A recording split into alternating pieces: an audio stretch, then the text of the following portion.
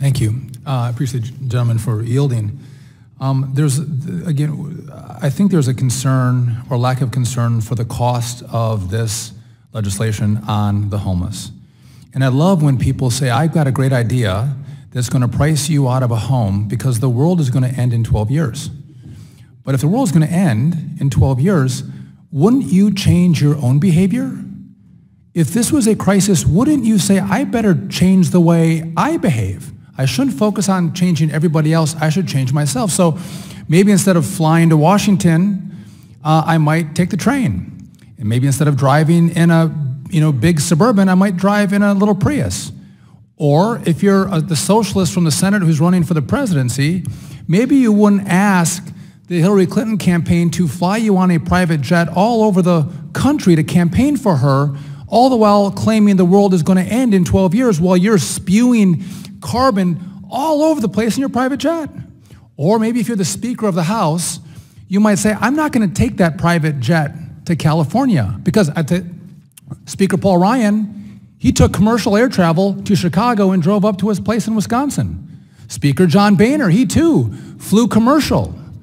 But the ones that now claim that we have a crisis in 12 years, they're the ones that take the SUVs and the private jets.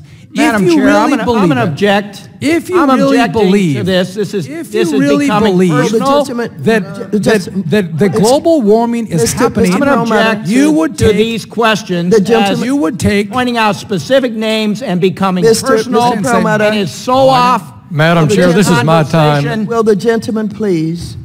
The time belongs to the gentleman from Arkansas, who has yielded to the gentleman from Wisconsin. Thank you, Madam Chair. And the point is that let's focus on ourselves. Let's focus on our families. Let's focus on our own party and the decisions that we make. And so what's good for the goose is good for the gander. And when we say we'll take private jets and SUVs, and then we want to pass a bill that says poor people are going to have a radical increased cost for their homes that may price them out of their home or price them out of their rental unit, I find that fundamentally unfair. And it concerns me when, again, I say this works for the rich who can take the Suburbans and the private planes. It works for them. But we're talking about the poorest among us who can't afford it.